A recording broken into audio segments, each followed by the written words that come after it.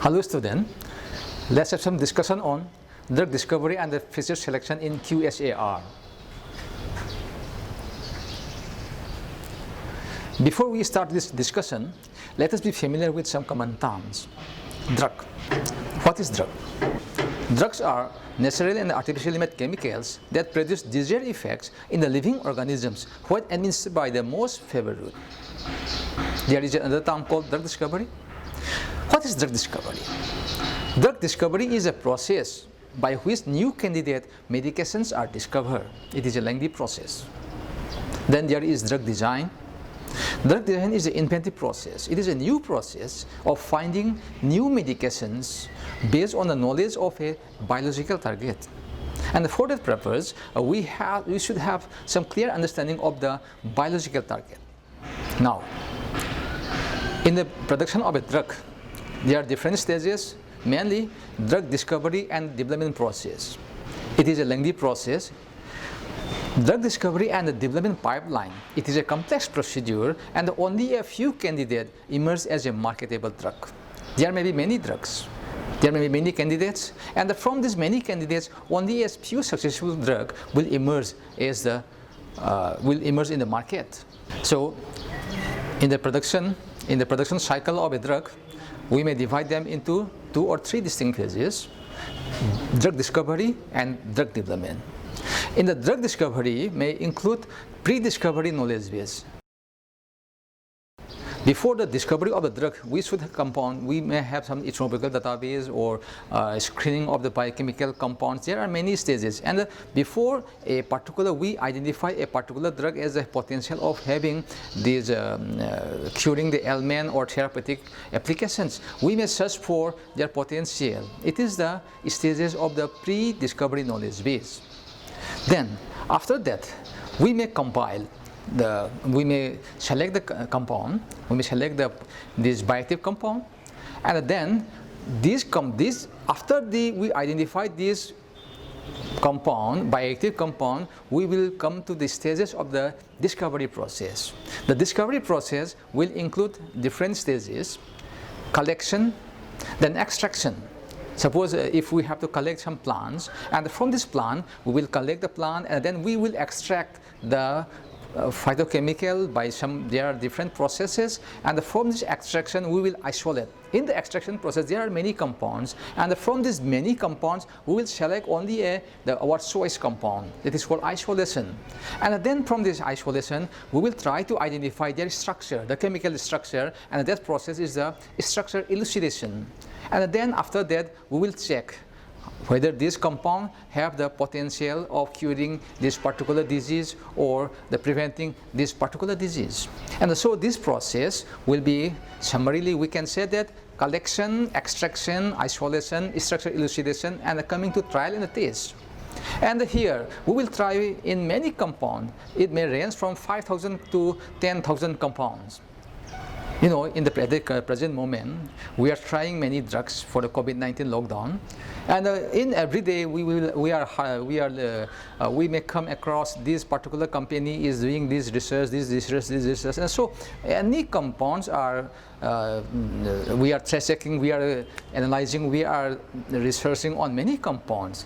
All these compounds will not come as a successful one.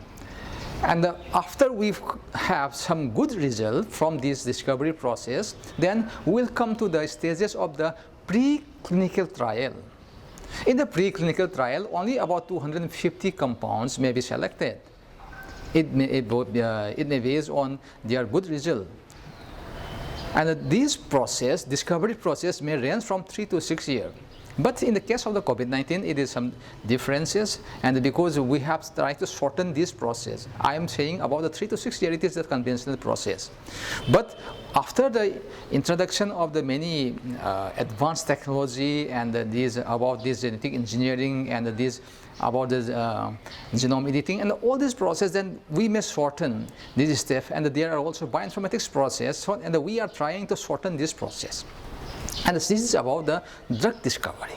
And after this drug discovery, we will come to the drug development process. In the drug development process, there are two stages. One is about the clinical trials, another is the post-clinical trials stages. In the clinical trials, there are three stages, mainly three stages: phase 1, phase 2, and phase 3. The phase 1 compound is there, after this phase 2 and the phase 3, and here some of the volunteers will be involved. And mainly generally it is not specific. Mainly in the phase 1, 20 to 100 volunteers may be involved. In the phase 2, 100 to 500 volunteers may be involved. And in the phase 3, 1000 to 5000 volunteers may be involved. And here, from the preclinical trial, if we select there are about 250 candidates, then only 5 compounds may come to the clinical trial stage. And then it may range from 6 to 7 years. We are saying in the COVID-19 we may come across one particular drug in the 1 or 2 months, but it is very much optimistic. And then after this particular drug has successful in the clinical trial, then we may apply for the new drug application. And if this particular drug has come across, has passed this application process, and then there are many checking process, then after that the review process will be there. And this review process may range from half year to 2 years. And then the drug will be approved. And then large scale manufacturing will be there. And even that, the process does not end there. Then after that, the post-marketing surveillance is also there, whether this particular drug has serious implications or it is very much effective. And so all this process is a lengthy process.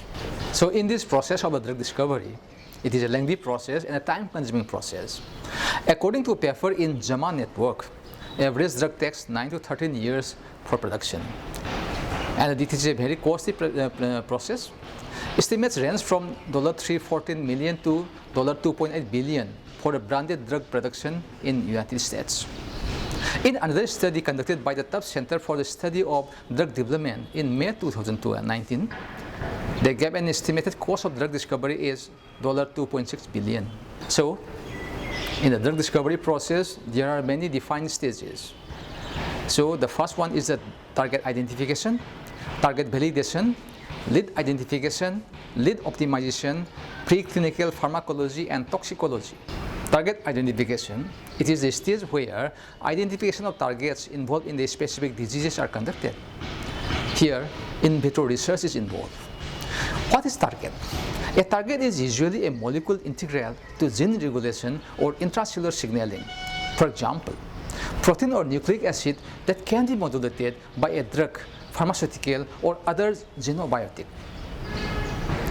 It needs to be ensured that the molecule is druggable. What is druggable? Druggable means the activity can be modulated by an exogenous compound. The target identification process may include protein expression, protein biochemistry, structure function studies, biochemical pathways, etc. The second stage is target validation. Target validation is a process by which predicted molecular target of a small molecule is verified. It is a verification process. The process is to demonstrate that the target is involved in the progression of a given disease and that its activity can be regulated. This process may include determining the structure-activity relationship of analogs of the small molecule, generation of drug-resistant mutant of the presumed target, knockdown or overexpression of the presumed target, and monitoring the non-signaling system downstream of the presumed target. Then the third stage is the lead compound identification. This process is for identification or creating a compound that can interact with the target previously selected. Now, you may be confused. What is lead? L-E-A-D, lead compound. A lead is defined as a compound that demonstrates a desired biological activity on a validated molecular target. It will compete. It will be give rise to the new drug. We can say it is a pre-drug. So, in the lead compound identification process, mechanism of the drug action is studied as well as initial safety tests are also conducted. And in this process, both pharmacodynamics and the pharmacokinetics of the drugs are also tested. Some of the technologies are virtual screening, pharmacophore mapping, QSAR, quantitative structure activity relationship. The next stage is lead optimization. We identify this particular lead, and after this lead, we have to optimize their properties. It is a process of optimizing the desirable traits, the desirable characters, including the efficacy and the safety of the identified lead compound. And here we may study about the optimal doses that to be applied and the introduction route, whether it may be applied, whether our drug should be applied in the oral or injection. All this will be tested in this lead optimization process. The another stage is preclinical pharmacology and toxicology. This process includes extensive testing in animal models to determine if the drug is safe for human trials. We have to do it before we are conducting human trial, and before that we have to check in the animals, in maybe rodent or in the rhesus monkey or some other. So here, NCE, new chemical entity, needs to be tested in animals. It may include several species. And here we will study in the data concerning toxicity, pharmacokinetics, bioavailability, metabolism are also studied.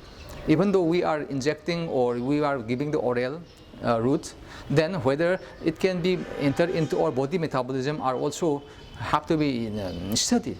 Whether they can be absorbed, whether they can be properly modified, excreted, or whether they can enter our metabolism. All these things have to be properly studied. Another point is this. In these stages, the study of the ADMET characteristics have to be studied in detail. ADMET, absorption, diffusion, metabolism, excreta, and toxicology, all these things have to be properly studied. Now, in the lead compound identification, I have told you about the different processes are there, and from that I will select only one, QSAR, quantitative structure activity relationship.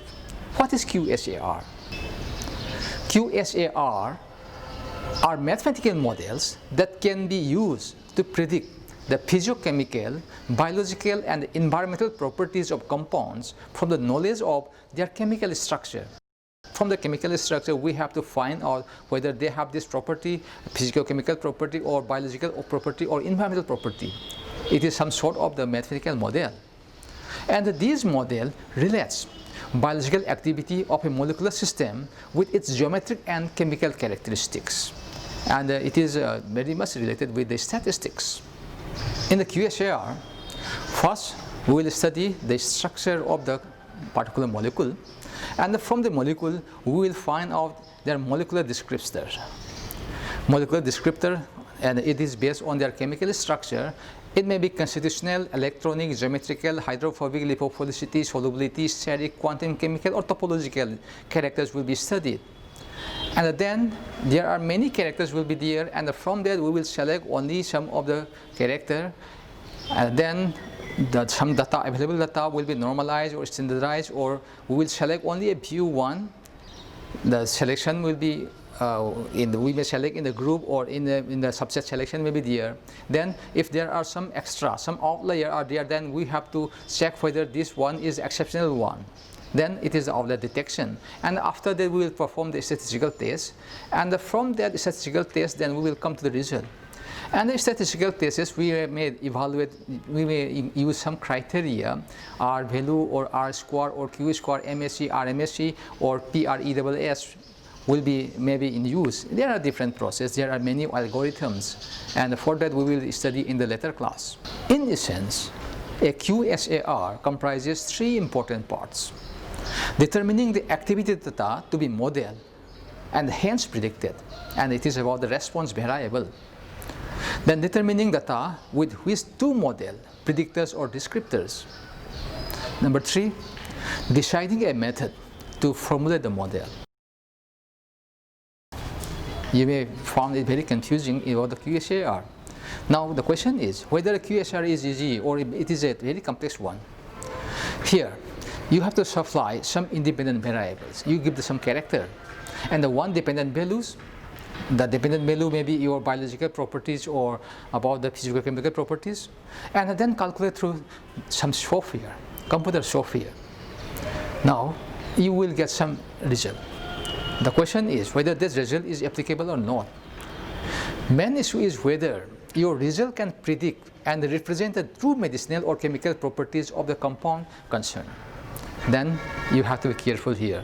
You give wrong input, then they will give out the wrong output. Garbage in, garbage out.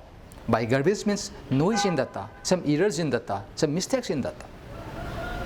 Now, coming to descriptors. What is descriptor? Before analyzing the descriptor, let us have some analogy. How do you describe a person? Suppose here is a person. Then you may describe that person by size, build shape, intelligence, other job function, flexibility, vitality, weight, strength, color, skills, something like that.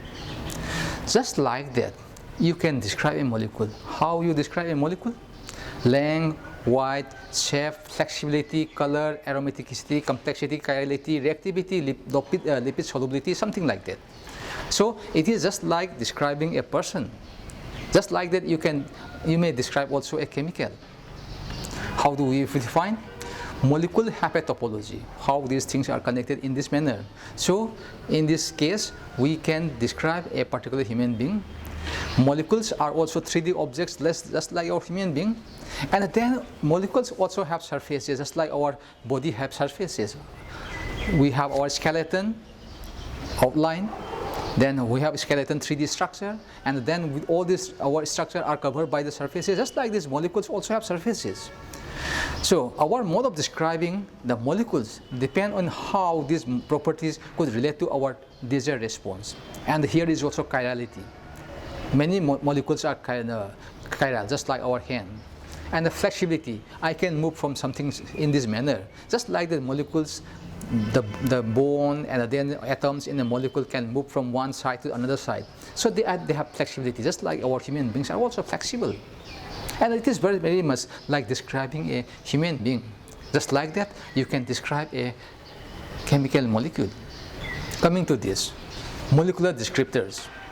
Molecular descriptors are mathematical values that describe the structure or shape of molecules, helping predict the activity and the properties of molecules in complex experiments. And so you may have different types of the molecular descriptors. Topological, it may be molecular graphs, for example, Wiener, connectivity, indices, etc. Geometrical, for example, Wim, Morse, gateway, etc. Thermodynamic, molar refractivity, A log P, etc. Electronic, HOMO, LUMO, dipole moment, etc. Constitutional, chemical information, for example, atom, molecular weight, bond counts, etc. So there are many types of the molecular descriptor. And which one will be selected? It is a very important one. And this character will be represented as a feature. This QSAR analysis typically is molecular descriptor, and this descriptor will be represented as independent variables. These are the features. The important question is which character should be used, which feature should be used for our analysis.